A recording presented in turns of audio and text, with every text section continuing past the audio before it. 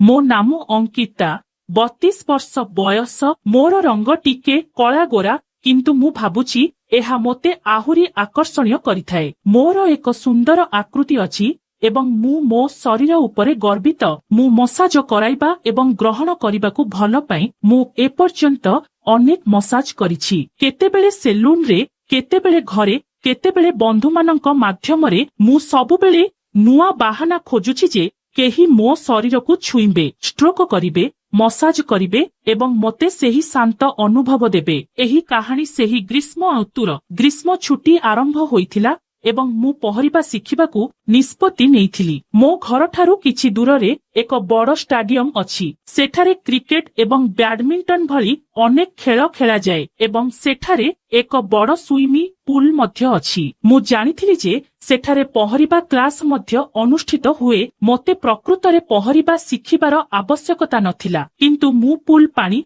परिवेश एवं सबुठारु गुरुत्वपूर्ण कथा हेउछि प्रशिक्षक एवं कर्मचारी माननकु देखिबाकू चाहुथिली। गोटिए संध्यारे संध्या 5टारे मु एक सरल धला टी सार्ट एवं जीन्स पिंधि स्टाडियम आडकू गली, किंतु मु जानी सुनी एक टाइट दीप पे एक टी सार्ट बाछिथिली। मु चलिबा समयरे लोकमाने मते बारंबार चाहि रहुथिले। मु एहाकू भल पाउथिली। मु जानिथिली जे मोर शरीर केते आकर्षणीय एवं मु एहाकू देखाइबाकू केबे सकोच करिनथिली। मु स्टाडियम रे पहुंचिबा मात्रे सबु नीरव थिला। पूल पाखरे एक ऑफिस थिला। मु भीतर को गली। जणे व्यक्ति भितरे बसिथिले। से प्राय 50 वर्ष बयसर, किंतु एक शक्तिशाली शरीर सहित। तांको मुहरे हस।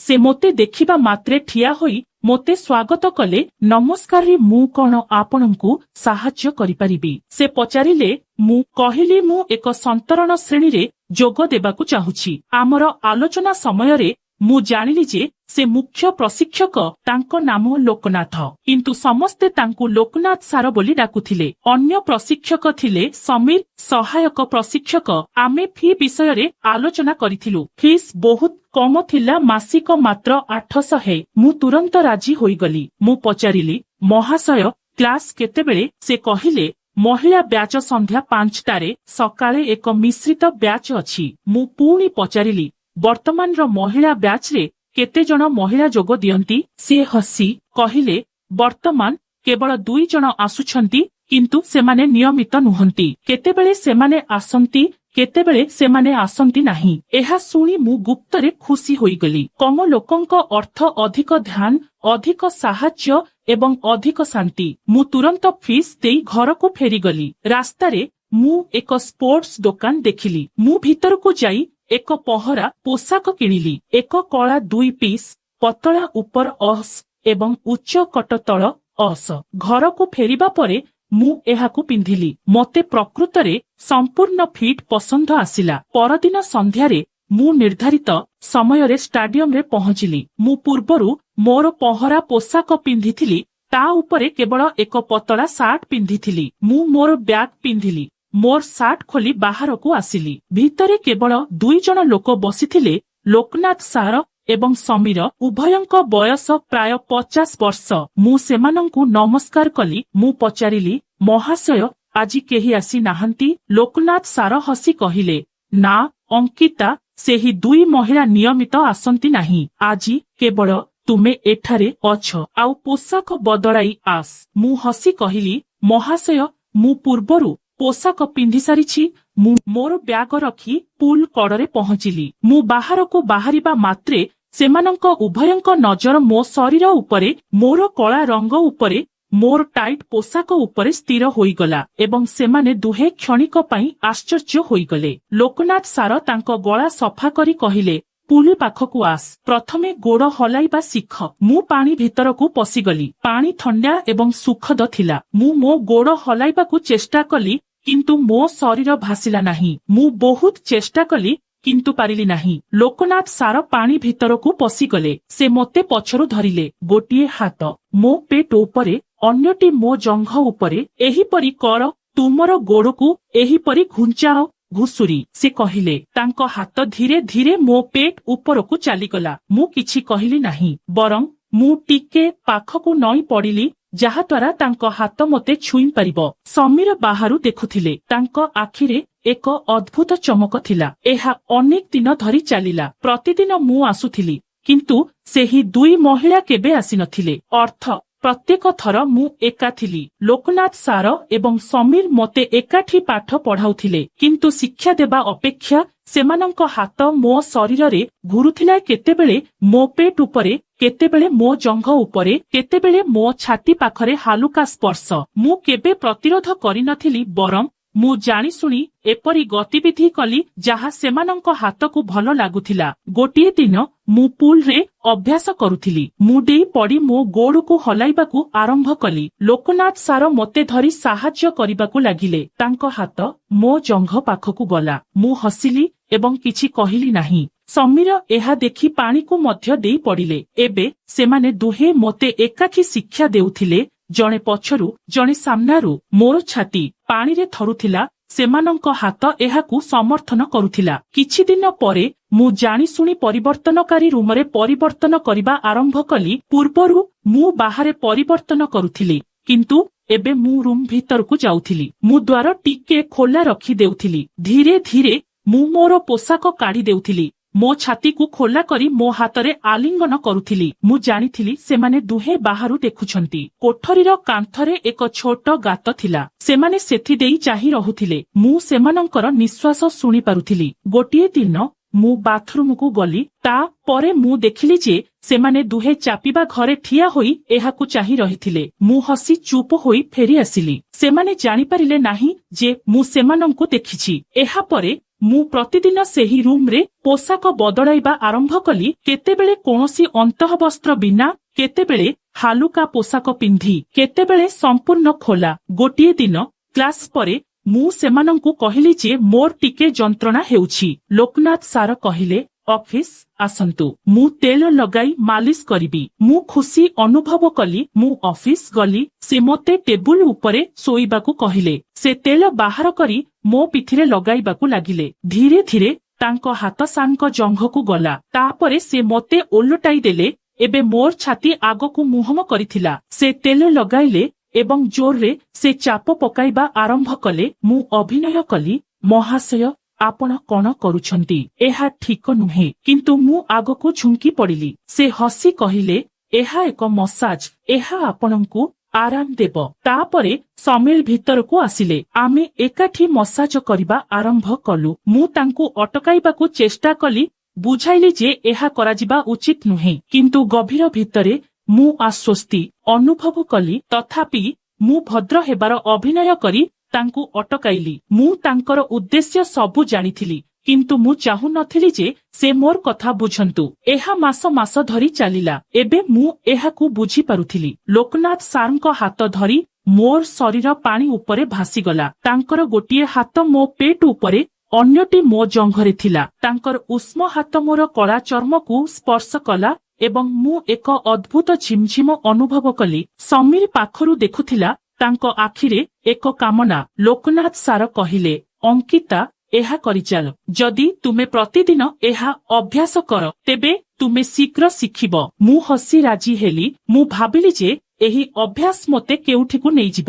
ସେହି ଦିନଠାରୁ ମୁଁ ପ୍ରତିଦିନ ସନ୍ଧ୍ୟା 5ଟାରେ ଷ୍ଟାଡିୟମକୁ ଆସିବା ଆରମ୍ଭ କଲି। ସେହି ଦୁଇ ମହିଳା କେବେ ନିୟମିତ ଆସୁନଥିଲେ। କେତେବେଳେ ଜଣେ ଆସୁଥିଲେ, କେତେବେଳେ ଅନ୍ୟ ଜଣେ, କିନ୍ତୁ ଅଧିକାଂଶ ସମୟରେ ମୁଁ ଏକା ଥିଲି। ଲୋକନାଥ ସାର ଏବଂ ସମୀର ମୋତେ ଏକାଠି ପଢାଉଥିଲେ, କିନ୍ତୁ ଶିକ୍ଷା ଦେବା ଅପେକ୍ଷା ସେମାନଙ୍କ ହାତ ମୋ ଶରୀରରେ ଘୁରୁଥିଲା। କେତେବେଳେ ମୁଁ ମୋ ଗୋଡ଼କୁ ହଲାଇଲା ବେଳେ ସେମାନଙ୍କ ହାତ ମୋ ଜଙ୍ଘ ଉପରକୁ ଖସି ଯାଉଥିଲା। କେତେବେଳେ ସେମାନେ ମୋ ପେଟ ଏବଂ ଛାତି ତଳେ ବିଶ୍ରାମ ନେଉଥିଲେ। ମୁଁ କେବେ ପ୍ରତିରୋଧ କରିନଥିଲି, ବରଂ ମୁଁ ଜାଣିଶୁଣି ଏପରି ଗତିବିଧି କରୁଥିଲି ଯାହା ସେମାନଙ୍କୁ ଏକ ଭଲ ଅନୁଭବ ଦେବ।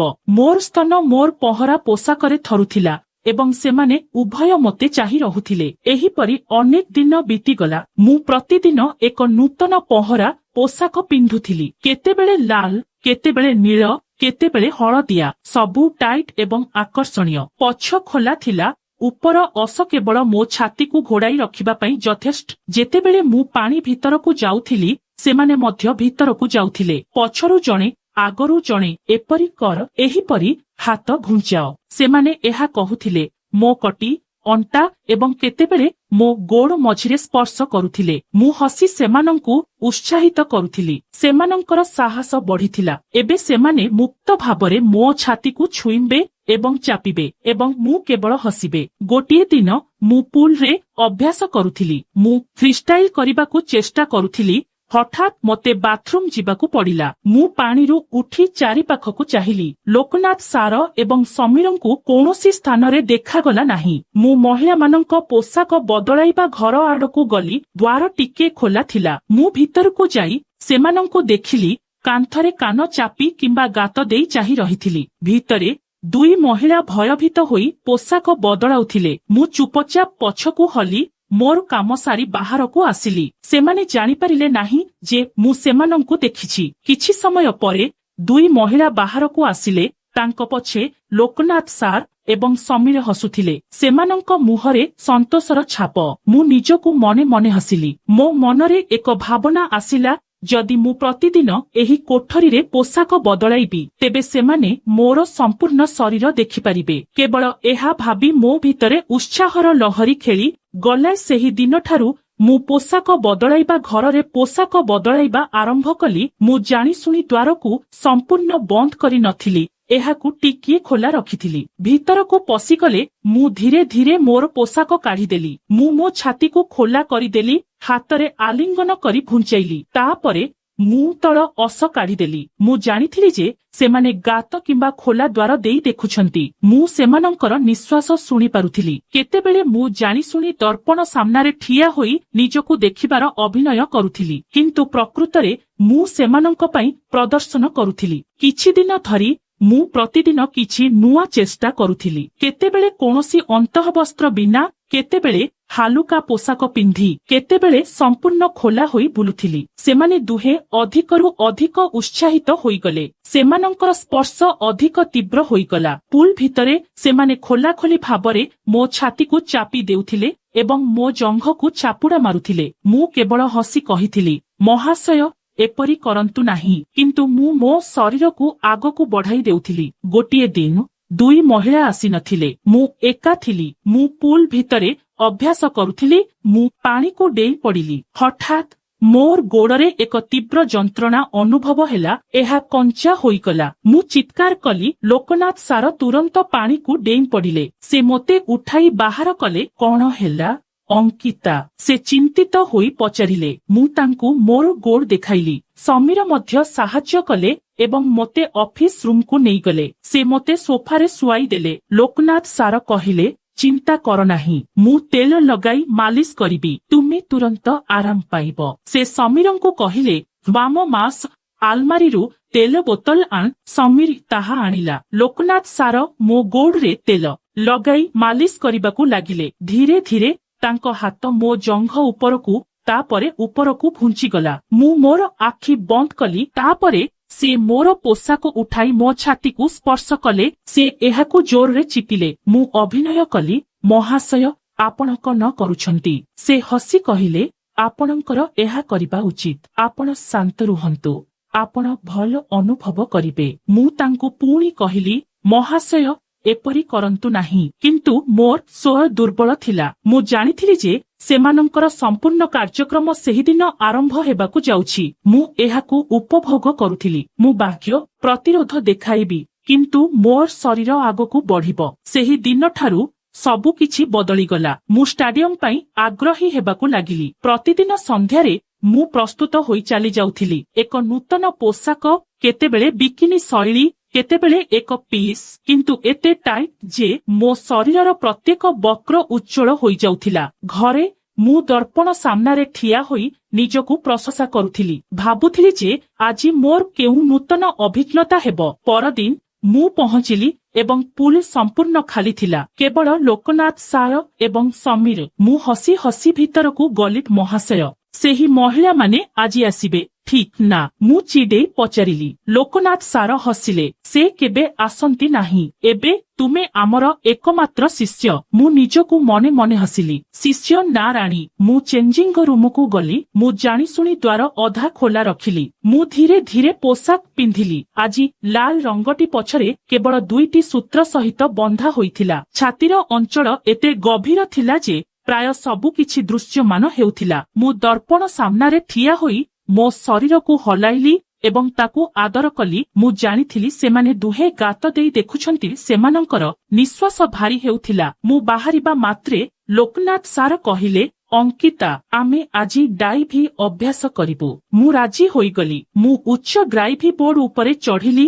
ସେମାନଙ୍କୁ ଦେଖାଇବା ପାଇଁ ଡେଇଁବା ପୂର୍ବରୁ ଜାଣିଶୁଣି ନଈ ପଡ଼ିଲି। ସେମାନେ ଦୁହେଁ ତଳେ ଠିଆ ହୋଇ ଉପରକୁ ଚାହିଁଲେ। ମୁଁ ଡେଇଁ ପଡ଼ିଲି। ମୁଁ ବାହାରିବା ମାତ୍ରେ ସେମାନେ ଦୁହେଁ ପାଣି ଭିତରକୁ ଡେଇଁ ପଡ଼ିଲେ। ଆସନ୍ତୁ ଆଜି ତୁମକୁ ପାଣି ତଳେ ପ୍ରଜନନ ଶିଖାଇବା, ଲୋକନାଥ ସାର୍ କହିଲେ। ସେ ମୋତେ ତାଙ୍କ କୋଳରେ ନେଇ ପାଣି ଭିତରକୁ ଗଭୀରକୁ ନେଇଗଲେ। ତାଙ୍କ ହାତ ପାଣି ତଳେ ମୋ ଛାତି ଉପରେ ଥିଲା। ମୁଁ ଆଖି ବନ୍ଦ କରିଦେଲି। ପାଣି ତଳେ ସେ ମୋ ପୋଷାକର ତାର ଖୋଲିଦେଲେ। ମୋର ଛାତି ପାଣିରେ ଭାସିବାକୁ ଲାଗିଲା। ସେମାନେ ଦୁହେଁ ଏକାଠି ଆଦର କରିବାକୁ ଲାଗିଲେ। ମୁଁ ପାଣି ତଳେ ଆନନ୍ଦରେ ଥିଲି। ବାହାରକୁ ଆସି ମୁଁ ହସି କହିଲି, ମହାଶୟ, ଆପଣ କଣ ଶିଖାଉଛନ୍ତି? ସେମାନେ ହସିଲେ। ଏହା ପ୍ରକୃତ ପହଁରିବା। ସେହିଦିନ ସେମାନେ ମୋତେ ପ୍ରାୟ 1 ଘଣ୍ଟା ପାଇଁ ପୁଲରେ ସମ୍ପୂର୍ଣ୍ଣ ଆରାମ ଦେଇଥିଲେ। କେତେବେଳେ ପାଣିରେ, କେତେବେଳେ ପୁଲ କୂଳରେ ବସି, କେତେବେଳେ ବୋର୍ଡ ଉପରେ ଶୋଇ ମୁଁ ଏତେ ମଜା କଲି ଯେ ମୁଁ କ୍ଳାନ୍ତ ହୋଇଗଲି। ତୃତୀୟ ଦିନ ଯେତେବେଳେ ମୁଁ ଆସିଲି,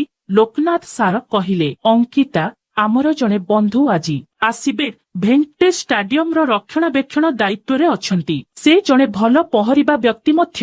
ମୁଁ ବହୁତ ଖୁସି ହୋଇଗଲି। ମୁଁ ହସି କହିଲି, ଠିକ ଅଛି ସାର୍, ଅଧିକ ଲୋକ ଥିଲେ ମଜା ହେବ।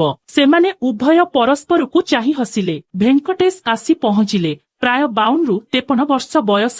ତାଙ୍କ ଆଖିରେ ଏକ ଦୃଢ଼ ଶରୀର ଏବଂ ଭୋକ ଥିଲା। ମୁଁ ଜାଣିଥିଲି ଯେ ସେ ମଧ୍ୟ ସେହିପରି। ମୁଁ ଜାଣିପାରି ତାଙ୍କ ଆଗରେ ନଈଁ ପଡ଼ି ମୋର ଆକର୍ଷଣ ଦେଖାଇଲି। କ୍ଲାସ ଆରମ୍ଭ ହେଲା। ଏବେ 3 ଜଣ ଲୋକ ମୋତେ ଏକାଠି ପଢ଼ାଉଥିଲେ। ଭେଙ୍କଟେଶ ମୋତେ ପଛରୁ ଧରିଥିଲେ। ଲୋକନାଥ ସାର୍ ସାମ୍ନାରୁ, ସମୀର ମୋ ପାଖରେ ସେମାନଙ୍କର 6 ହାତ ପାଣିରେ ମୋ ଶରୀରକୁ ଘୂରାଇ ଦେଉଥିଲେ। ମୁଁ ଆନନ୍ଦରେ ଚିତ୍କାର କଲି। କ୍ଲାସ ଶେଷ ହେବା ପରେ ସେମାନେ କହିଲେ, ଆଜି ଏକ ସ୍ୱତନ୍ତ୍ର ମସାଜ କରିବା। ମୁଁ ଅଫିସ ଭିତରକୁ ଗଲି। ଆମେ 3 ଜଣ ସେମାନଙ୍କ ପଛେ ପଛେ ଭିତରକୁ ପଶିଗଲୁ ଏବଂ ଦ୍ୱାର ବନ୍ଦ କରିଦେଲୁ। ଭେଙ୍କଟେଶ ପ୍ରଥମ ଥର ପାଇଁ ମୋ ଛାତିକୁ ଛୁଇଁ ପାଗଳ ହୋଇଗଲୁ। ଲୋକନାଥ ସାର ତେଲ ବାହାର କରିଦେଲେ। ଏବେ ସେମାନେ 3 ଜଣ ମୋତେ ଭଲ ଭାବରେ ଆଦର କରିବା ଆରମ୍ଭ କଲେ। ଜଣେ ମୋ ଛାତିକୁ ଚାପି ଦେଉଥିଲେ, ଅନ୍ୟ ଜଣେ ଅନ୍ୟ ଜଣଙ୍କୁ ଆଦର କରୁଥିଲେ। ତାପରେ ସେମାନେ ମୋତେ ବିଭିନ୍ନ ସ୍ଥାନରେ ଧରି ରହୁଥିଲେ। ସେହିଦିନ ସେମାନେ 3 ଜଣ ମୋତେ ଏପରି ଆରାମ ଦେଉଥିଲେ ଯେ ମୁଁ ପ୍ରାୟ ଅଚେତ ହୋଇଯାଉଥିଲି। ଏବେ ପ୍ରତିଦିନ ଜଣେ ନୂଆ ବନ୍ଧୁ ଆସିବା ଆରମ୍ଭ କଲେ। ଚତୁର୍ଥ ବନ୍ଧୁ ଥିଲେ ଡାକ୍ତର ଦେଶପାଣ୍ଡେ, ଲୋକନାଥ ସାରଙ୍କ ଜଣେ ପୁରୁଣା ବନ୍ଧୁ। ସେ କହୁଥିଲେ, ଅଙ୍କିତା, ମୁଁ ତୁମର ଶରୀର ପରୀକ୍ଷା କରିବି। ଏବଂ ତାପରେ ଡାକ୍ତର ହେବାର ଆଳ ଦେଖାଇ ସେ ମୋତେ ସବୁଠି ଛୁଇଁ ଦେଉଥିଲେ। ପଞ୍ଚମ ଥିଲେ ମହେଶ ନାମକ ଜଣେ ବ୍ୟବସାୟୀ। ସେ ମହେଶ ଆଣିଥିଲେ ଏବଂ ମୋତେ ସ୍ୱତନ୍ତ୍ର ମସାଜ କରୁଥିଲେ। ଶେଷରେ 6 ଜଣ ଥିଲେ ଲୋକନାଥ ସାର୍, ସମୀର, ଭେଙ୍କଟେଶ, ଡାକ୍ତର ମହେଶ ଏବଂ ତାଙ୍କର ପୁରୁଣା ପ୍ରଶିକ୍ଷକ ବନ୍ଧୁ ଶର୍ମା। ସମସ୍ତେ 50 ବର୍ଷରୁ ଅଧିକ, କିନ୍ତୁ ଶକ୍ତିଶାଳୀ ଏବଂ ଉତ୍ସାହୀ। ଏବେ କ୍ଲାସ କେବଳ ଏକ ବାହାନା ଥିଲା। ମୁଁ ପହଞ୍ଚିବା ମାତ୍ରେ ସେମାନେ ପୁଲ ବନ୍ଦ କରିଦେବେ। ତାପରେ ପୁଲରେ, ଅଫିସରେ, ପୋଷାକ ବଦଳାଇବା ଘରେ, କେତେବେଳେ ରାତିରେ ଷ୍ଟାଡିୟମ ବନ୍ଦ ହେବା ପରେ ଲାଇଟ ବନ୍ଦ କରି ସେମାନେ ସମସ୍ତେ ମୋତେ ବିଭିନ୍ନ ସ୍ଥାନରେ ଶାନ୍ତି ଦେଉଥିଲେ। କେତେବେଳେ ସେମାନେ ମୋତେ ଭାସମାନ ରଖୁଥିଲେ ଏବଂ ଏକାଠି ସ୍ନେହ କରୁଥିଲେ। କେତେବେଳେ ସେମାନେ ମୋତେ ଅଫିସରେ ଏକ ଟେବୁଲ ଉପରେ ଶୁଆଇ ଦେଉଥିଲେ। କେତେବେଳେ ଚେଞ୍ଜିଙ୍ଗ ରୁମରେ ଦର୍ପଣ ସାମ୍ନାରେ ଠିଆ କରି ଆଗରୁ ପଛକୁ ମୁଁ ସେମାନଙ୍କୁ ନୂତନ ଧାରଣା ଦେଉଥିଲି। ଆସନ୍ତୁ ଆଜି ପୂର୍ଣ୍ଣ ମାଲିସ କରିବା। ଆସନ୍ତୁ ଆଜି ବିଭିନ୍ନ ଖେଳ ଖେଳିବା। ଆଜି ମୁଁ ମୋର ଶିଷ୍ୟ ଏବଂ ତୁମେ ମୋର ଗୁରୁ। ମୁଁ ପ୍ରତିଦିନ ସକାଳେ ଉଠି ଭାବୁଥିଲି ଯେ ଆଜି ମୁଁ କଣ ନୂତନ ଖୁସି ପାଇବି। ମୁଁ ସେମାନଙ୍କୁ କହିଥିଲି ଯେ ତୁମେ ସମସ୍ତେ ମୋର ପ୍ରଭୁ। ମୁଁ ତୁମର ସେବାରେ ଅଛି। ମୋତେ ପ୍ରତିଦିନ ଶାନ୍ତି ଦିଅ। ସେମାନେ ମୋତେ ରାଣୀ ବୋଲି ଡାକି ସମ୍ପୂର୍ଣ୍ଣ ସେବା କରୁଥିଲେ। ଏହିପରି 6 ମାସ ବିତିଗଲା ଏବଂ ମୁଁ ସମ୍ପୂର୍ଣ୍ଣ ସନ୍ତୁଷ୍ଟ ଏବଂ ଖୁସି ହୋଇଗଲି। ମୋ ଶରୀର ପ୍ରତିଦିନ ମାଲିସ ଏବଂ ସ୍ପର୍ଶ ପାଉଥିଲା। ମୁଁ ସେମାନଙ୍କୁ କହିଥିଲି, ତୁମ ସମସ୍ତଙ୍କ ଯୋଗୁଁ ମୁଁ ବହୁତ ଖୁସି ଏବଂ ଆଜି ମଧ୍ୟ ସେହି ଧାରା ଜାରି ରହିଛି। ଏହା କେବେ ଶେଷ ହେବ ନାହିଁ। ବନ୍ଧୁଗଣ, ଆପଣମାନଙ୍କୁ ଆମର କାହାଣୀଟି କିପରି ଲାଗିଲା କମେଣ୍ଟରେ ନିଜର ମତାମତ ଦିଅନ୍ତୁ। ଯଦି ଆପଣମାନଙ୍କୁ ଆମର କାହାଣୀଟି ପସନ୍ଦ ଆସିଛି ତାହେଲେ ଭିଡିଓକୁ ଲାଇକ୍, ସେୟାର ଏବଂ ଚ୍ୟାନେଲକୁ ସବସ୍କ୍ରାଇବ କରିବାକୁ ଭୁଲନ୍ତୁ ନାହିଁ। ଧନ୍ୟବାଦର ନମସ୍କାର। ଦେଖା ହେବା ଆଉ ଏକ ନୂତନ କାହାଣୀ।